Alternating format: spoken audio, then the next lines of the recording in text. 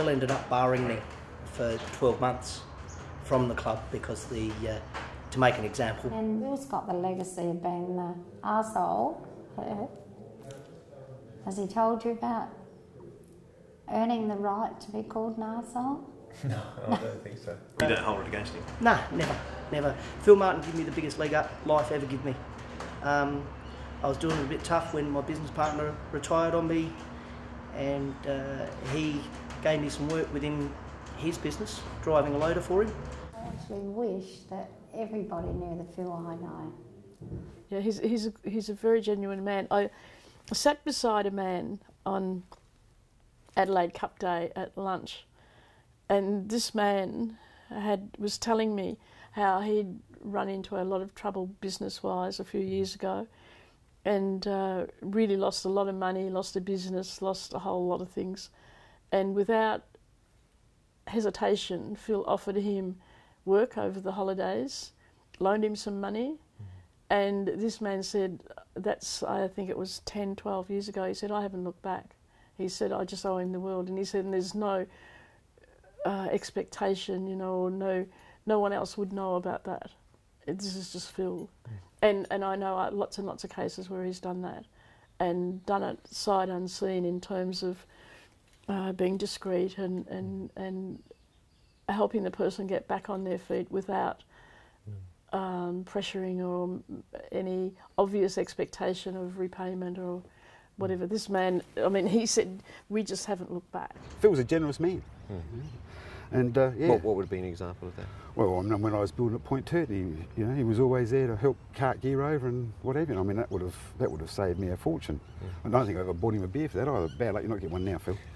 Yeah. So he's a generous man. We had an instance when I was the priest at St Philip's at Broadview. We needed some gravel. Simple job, gravel put down on the driveway. We couldn't even get a person to come and quote for it. We rang several people, it wasn't big enough for them, or they didn't have time, lots of excuses. Then one of our parishioners who knows Phil said, I think I can get it done, I'll contact this person. And the next day the gravel was down, and as far as I know, we never had a charge for it. A bloke called Mike Stock, who helped me get the grant for the Kilburn Footy Club from the old Enfield Council. Mike Stock came in one day, he said, Phil, he said, I belong to the church in Galway Avenue, Broadview, can you come and help us out? Yes. I said, what's the matter? He said, well, come and have a look. I said, right. He said, the water's not running the right way. So I went and had a look at it, and I said, yeah, I can fix it. So we cut it all out and took it away. And they said, what do you? I said, no, leave it go. Pray, say a prayer for me or whatever. So anyhow, they come around, there's a dozen of the best red wines I've ever had. So all of a sudden, the letter comes in the post. I gave him a gold pass to heaven. Wonderful. What else could I give him? And he deserved it. Yeah. And the letter said, this letter, Phil, present this letter at the pearly gates when you get there, and you've got a free pass through. So anyhow, that's fine. So Carol's got the letter here somewhere, and I told her to get it framed on my letter through. Then that was about 6 years ago. About 2 years ago, another letter said, Phil, the expiry date's up, the letter's now cancelled. Our deeds reflect who we are, and I think the kind of willingness to get in there and do things, doesn't matter how big or small they are, and a willingness to do that, I think out of the goodness of your heart, because you care about the community, I think is a value that's rare and precious, and I reckon Phil has that from what I've heard and from what we've experienced. And based on that, would his gold pass ever expire? Or? No, but I hope he doesn't cash it in too soon, because the community needs someone like that. Well, that's wonderful. Thank you very much, Peter. That's great. But there's not too many people can have that sort of stuff, in their life, and what we do. Yeah. And mate, we work all up at the Lefevre High School. Yeah. Carol said the kids, they wanted to do some bitumen, and I said, yeah, okay, we went down the track of the tractor. Yeah. We dug it all out. And just, thank you very much, that's all we need. Mm. And I think the same as our footy club, and so we do lots of favours for a lot of people. And I think no one's ever done me too much. I've had to go my hardest what I wanted to do, and my way of business what I do is very, very dogmatic. I'm very, very heavy when I come on, and I do. I don't take no for an answer from anybody or anything, and I just go after what I do and I do, and of course it works. Some people are very quiet and easy, not me. I piss a lot of people off, but the ones that do respond is the ones I get the work out of. So yeah, but things you do, and always compulsive. I won't sit down. I won't stop. I think of something I can't get out of my head. When our lad Henry at about 10 wanted to have a football party, and so but he needed Dad to take a training session. It was on a Sunday, and we had about 10 of his mates, and so we rang Phil and said, "Look, Phil, just wondering, can we hire the oval? Well, I'm happy to pay, and can we set up a few things?" And he said, "Stuart, when do you want it?" And I said, "Oh, it'd be good Sunday." I said, "Don't wait for it. We can organise food and stuff." And he said, "Leave it to me."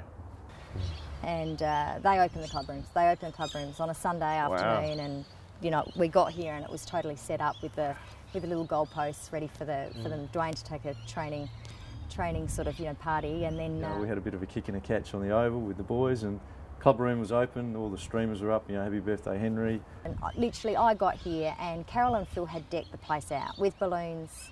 And Phil had been up and got organised, because I'd organised food and all the rest of it, but Phil's like totally gone over the top of my head on that, and he's organised chicken and chips, and these kids all sitting around, and that was a great day. Henry had a great day. The boys had a great day, and there was a few other older lads come over later, and that's Stewie's lad, Beauty will come and have a beer. So by 1 o'clock there's a few more people there, and the girls were drinking. They were happy. Yes. Carol had let a few of the others know from the club that we were going to be there for that, and it turned into a great day. They opened up the bar, and we just all had a really good afternoon, and caught up with friends. Yeah, but I think that's really the sort of thing, and certainly it's Henry's memories too of times at Kilburn. Well, Phil, just larger than life. When I first went to the club, we had just the old tin shed. I came from Norwood, which was reasonable sort of setup, and it's lush. Yeah, coming to Kilburn, which was a bit of an eye opener for me. But what I did notice was it was a real down to earth club, and Phil was probably the backbone. Yes. As far as he while he wasn't the front man, he was there. He was always there. He was in the background, and I got to sort of know him over. I suppose the first couple of years I was just concentrating on the footy, and he was probably a little bit aloof to start with. Yeah, that's probably a good terminology for it. What you see today of Phil, when I first met Phil, he was probably 3 times the size he was now, or he is now, and he was a sort of imposing sort of figure. And if you didn't know him, or if you weren't really Kilburn, it took you a while to actually, get into his inner sanctum. But what was the breakthrough for you? I think, when Nikki, my wife, came to the club, I'd been at the club probably 2 or 3 years before I met Nikki, and then she came to the club, and then Phil and Carol got together, and sort of, I suppose from there, Nikki probably opened the doors a bit, because I was always a little bit quieter, and probably didn't dig deep and didn't ask Phil questions, whereas Nikki did. So she sort of got into his inner sanctum, and I gather there was one incident, an on-field incident that Nikki got involved in that really impressed Phil. Yeah, well, apparently, because I was unaware of all this happenings, but playing Greenacres one day, and Bomber Clifford decided he might just give me one behind the play, and didn't knock me out. I mean, a few stars and continued to play and all that sort of gear, but and I was always the last one to leave the change rooms, ice every part of my body and have a shower, and generally robo on the boys, and apparently Nicky Bomber's come out into the club rooms after the game, and he's all everyone's friends and let's have a beer, and she's fronted him and said told him what she thought, as she does, and I think he sort of had a crack back at her, and Nikki wasn't really sure where she was sort of heading with it all, but she just wanted to vent her spleen. Because Bomber's got some lip.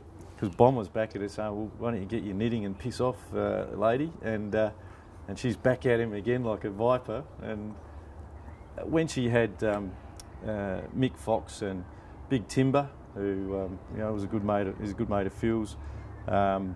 Phil was around the place. They're all standing behind her and say, "Nick, we back you all the way." And I think from there on, she certainly her elevation in the club went up a few notches because she didn't back down. Yeah. And from there, I mean, and that's probably what Phil always says. He's picked Nikki as his best man because she got more balls than most blokes that he knows. So that was quite funny.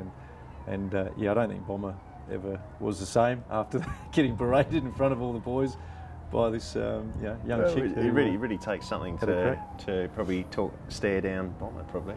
Yeah.